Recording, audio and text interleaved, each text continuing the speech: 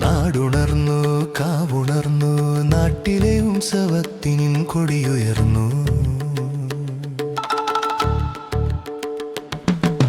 നാടുണർന്നു കാവുണർന്നു നാട്ടിലെ ഉത്സവത്തിനിൻ കൊടിയുയർന്നു. നാടുണർന്നു കാവുണർന്നു നാട്ടിലെ ഉത്സവത്തിനിൻ കൊടിയുയർന്നു.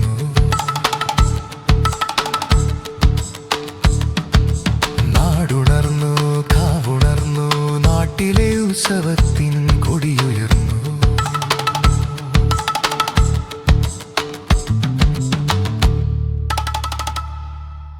പ്രിയമുള്ളവരെ, എല്ലാവർക്കും എൻ്റെ വിനീതമായ നമസ്കാരം. ഞാൻ സുജീഷ്, അങ്കക്കളരി ക്ഷേത്ര പ്രവാസി കൂട്ടായ്മയുടെ മെമ്പർ ഓഫ് ദ മന്ത് എന്ന രീതിയിലുള്ള മത്സരത്തിൻ്റെ ഒരു ഭാഗമായിട്ടാണ് ഞാൻ ഇവിടെ നിൽക്കുന്നത്.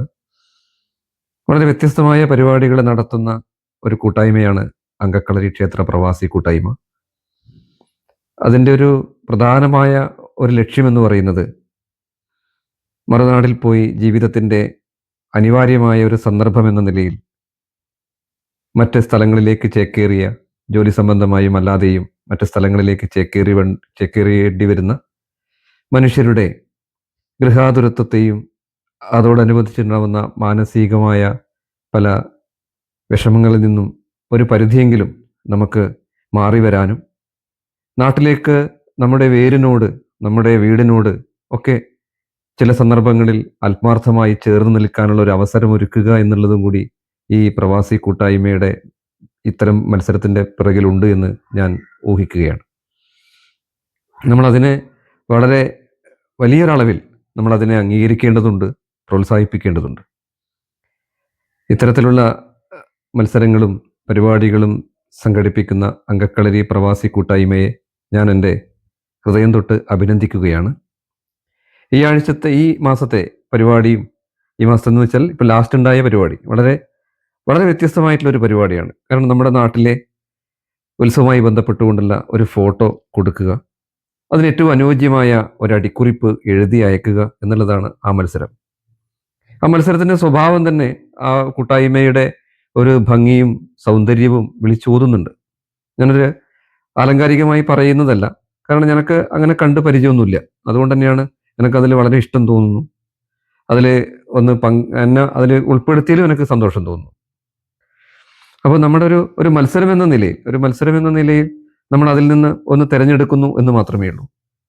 എല്ലാവരും, അതിലൊരു 15ഓളം അടിക്കുറിപ്പുകൾ വന്നിട്ടുണ്ട്.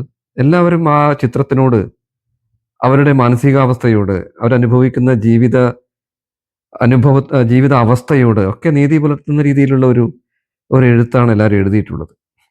പക്ഷെ ഒരു മത്സരം എന്ന നിലയിൽ, അല്ല, ഒരു മത്സരം എന്ന് പറയണമെന്നില്ല, എനിക്ക് തോന്നുന്നു മത്സരം എന്ന് പറയേണ്ടതില്ല. കാരണം ഒരു എന്താ പറയുക, നമ്മുടെ ഒരു കൂട്ടായ്മയുടെ ഭാഗമായി നടത്തിയ ഒരു പരിപാടിയിൽ നിന്ന് ഒരാളെ തിരഞ്ഞെടുക്കുന്നു എന്ന രീതിയിൽ മാത്രം നമുക്കതിനെ കണ്ടാൽ മതി എന്ന് തോന്നുന്നു. എല്ലാവരും ഞാൻ വായിച്ചു, എല്ലാവരുടേതും നല്ല അടിക്കുറിപ്പാണ്.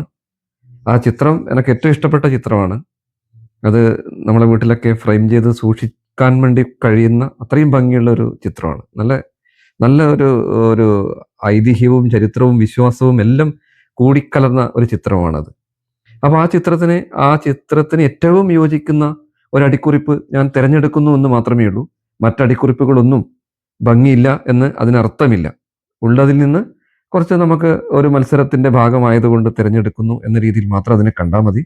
മത്സരത്തിൽ പങ്കെടുത്ത എല്ലാവരോടും ഞാൻ എൻ്റെ സ്നേഹവും കടപ്പാടും അറിയിക്കുകയാണ്. എന്നെ ക്ഷണിച്ചതിനുള്ള നന്ദി അറിയിക്കുകയാണ്. അതുപോലെ ഈ പരിപാടിയിൽ പങ്കെടുക്കാത്തവരും ഇതിൻ്റെ പിറകിലുണ്ടാകാം, ഇതിൻ്റെ സംഘാടകരുണ്ടാവാം. അവരോടെല്ലാവരോടും അവരെടുക്കുന്ന എഫേർട്ടിനോടൊക്കെ ഞാൻ നന്ദി പറയുകയാണ്. ഇത്തരത്തിലുള്ള പരിപാടികൾ ഇനിയും നമ്മൾ മുന്നോട്ട് കൊണ്ടുപോകണം എന്നൊരു അഭിപ്രായക്കാരനാണ് ഞാൻ. കാരണം പ്രവാസ ജീവിതത്തിൻ്റെ വേദനകളും ദുഃഖങ്ങളൊക്കെ അനുഭവിച്ച ഒരു മനുഷ്യൻ എന്ന നിലയിൽ എനിക്ക് നിങ്ങളോട്, ഈ പരിപാടിയോട് മാനസികപരമായി ഐക്യപ്പെടാൻ എനിക്ക് യാതൊരു ബുദ്ധിമുട്ടുമില്ല.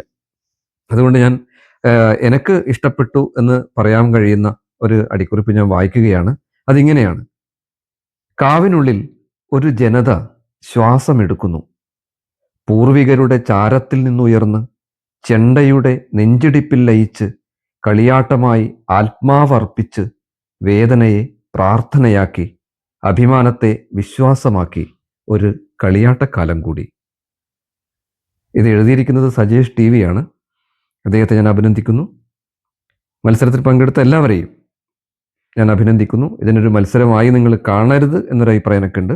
കാരണം ഇതൊരു കൂട്ടായ്മയുടെ ഒരു വിജയത്തിന് വേണ്ടി എല്ലാവരും അവരാൽ കഴിയുന്ന രീതിയിൽ അതിലേക്ക് പങ്കെടുക്കുക. ഇനി അടുത്ത പരിപാടികൾ എന്തായി കഴിഞ്ഞാലും അതിൻ്റെ സമ്മാനവും വിജയവും സ്ഥാനവും ഒന്നും നോക്കാതെ ഇതിനെ ഒരു ഇങ്ങനെ ജീവിപ്പിച്ച് അതിനെ ശക്തി പ്രാപിച്ചു കൊണ്ടുവരാൻ വേണ്ടി എല്ലാവരും അതിലേക്ക് പങ്കാളികളാവണമെന്ന് മാത്രം സൂചിപ്പിച്ചുകൊണ്ട് എല്ലാവരെയും അഭിനന്ദിച്ചുകൊണ്ട് തൽക്കാലം നിർത്തുന്നു. നന്ദി.